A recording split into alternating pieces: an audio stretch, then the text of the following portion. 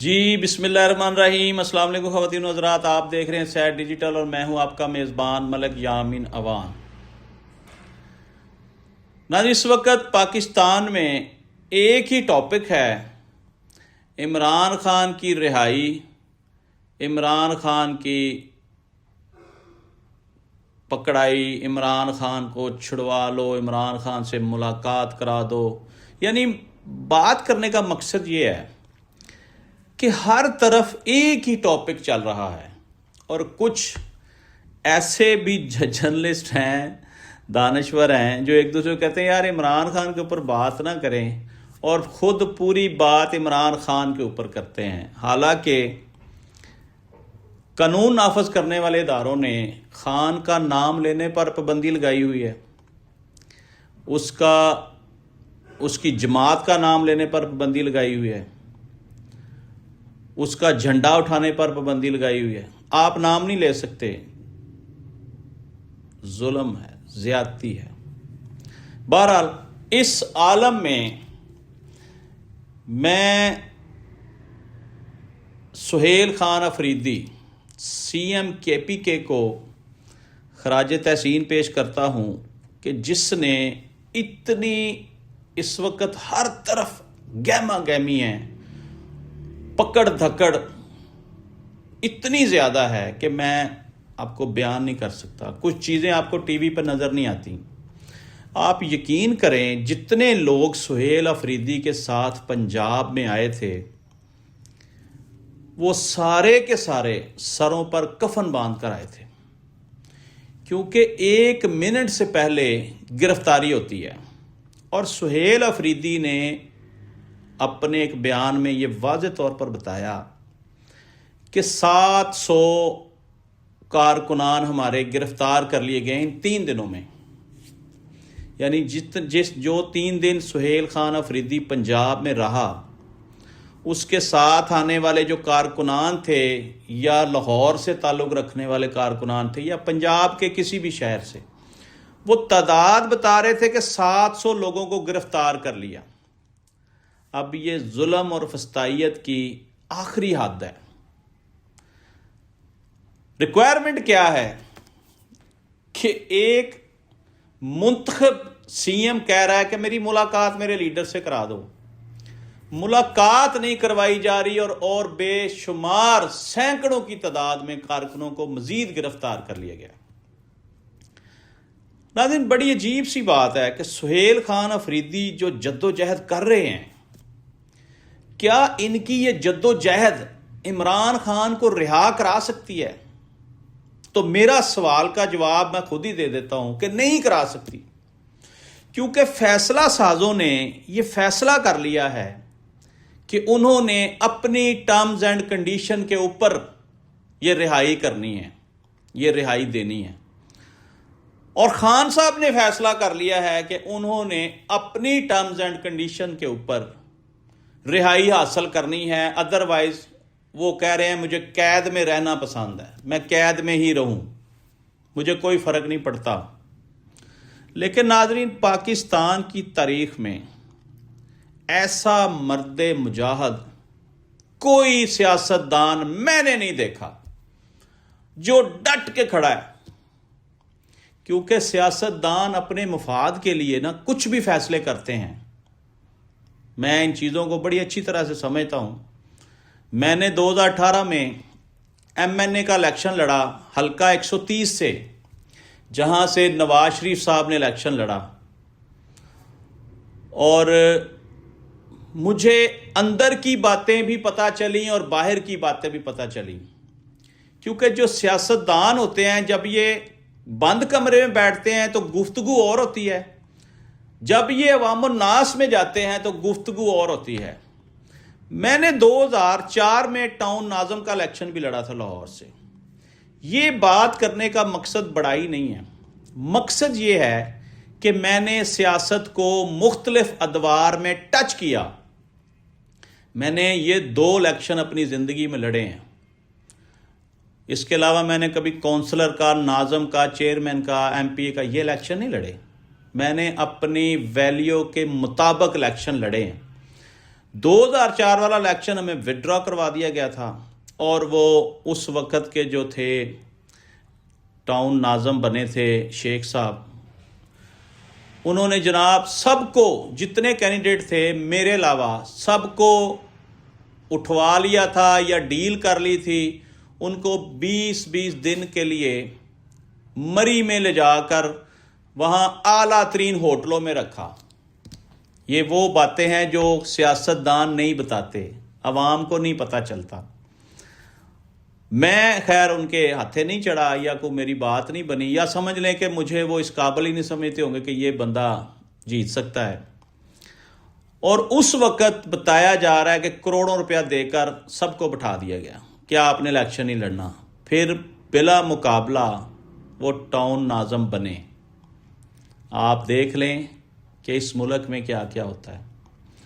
اور 2018 میں نے الیکشن لڑا، اس میں میں نے سیکھا، آپ گوگل پہ جا کر ابھی بھی لکھیں گے ملک یامین امان حلقہ 130، تو آپ کو میری پوری ڈیٹیل نظر آئے گی کہ میں نے بڑی شان و شوکت سے، بڑی جرت سے، بڑی محنت کی الیکشن کے لیے، اور اچھے خاصے میرے حق حلال خون پسینے کے پیسے بھی لگے۔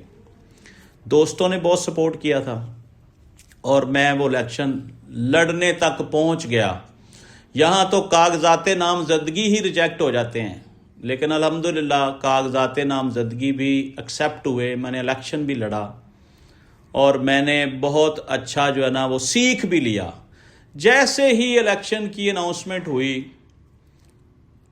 مجھے پی ٹی آئی کی طرف سے آفر آئی کہ آپ کو ہم بنا دیتے ہیں، کوئی عہدہ اچھا سا دے رہے تھے۔ بہرحال یہ باتیں خیر بڑی لمبی ہیں، میں نے کانوں کو ہاتھ لگایا، میں نے کہا بھئی میں نے تاحیات سیاست کے پاس سے بھی نہیں گزرنا، کیونکہ میں جرنلسٹ ہوں، میرا جو شعبہ ہے وہ اس کے ساتھ ریلیٹ ہی نہیں کرتا۔ سیکھ لیا میں نے، سیاست کو بھی دیکھ لیا اندر سے باہر سے، اور الیکشن کیسے لڑتے ہیں اور منافقتیں کیسے چلتی ہیں، یہ سب سیکھ لیا۔ اس کے باوجود میں نے 2018 میں کانوں کو ہاتھ لگائے کہ میرا کسی سیاسی جماعت سے کوئی تعلق نہیں ہے، میں ایک غیر سیاسی آدمی ہوں، اور الحمدللہ میں اپنی بات پر قائم ہوں، میرا کسی سیاسی جماعت سے کوئی تعلق نہیں ہے۔ بات کرنے کا مقصد صرف اتنا تھا کہ سیاستدان منافقت کی پہلی سیڑھی ہے، انہوں نے عوام میں جا کر جھوٹی جفیاں، جنازے میں شرکت، شادی میں شرکت، آگے پیچھے پھرنا، عوام کو بتانا کہ جی میں بڑا سنسیئر نمائندہ ہوں آپ کا، اور میں آپ کی نمائندگی کروں گا، حالانکہ وہ اندر سے کچھ اور ہوتا ہے۔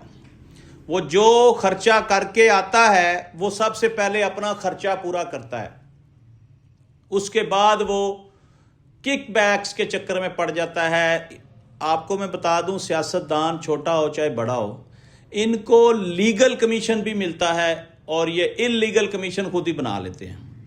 میکسیمم لوگ اس کو بزنس کے طور پر لے رہے ہیں، جو نسل در نسل اسمبلیوں کا حصہ بنے ہوئے ہیں، یہ وہ لوگ ہیں جن کا یہ بزنس ہے، یہ کاروبار ہے، وہاں سے بھی مال بناتے ہیں، اور اپنے جو بزنس ان کے ہوتے ہیں ان کو پروٹیکٹ بھی کرتے ہیں، کیونکہ بڑی سیٹوں پر بیٹھے ہوتے ہیں۔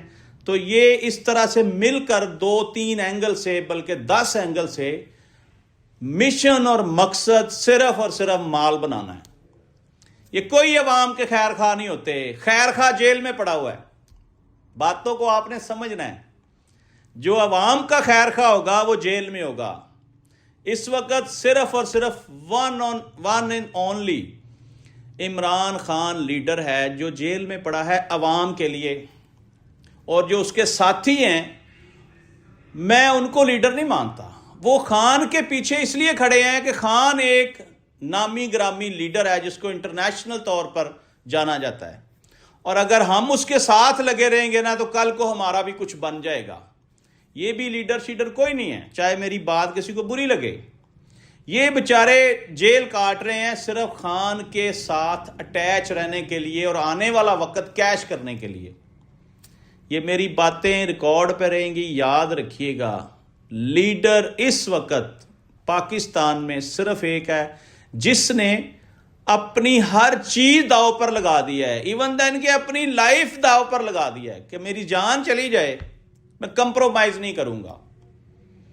یہاں یہ بات کرنا بڑا ضروری ہے کہ اس وقت جو لوگ عمران خان کے ساتھ کھڑے ہیں، چاہے وہ جیلوں میں ہیں، چاہے وہ تھانوں میں ہیں، چاہے وہ کوئی بھی ایکٹیویٹی کر رہے ہیں، کسی غازی سے کم نہیں ہے، یہ میں بات ضرور کروں گا۔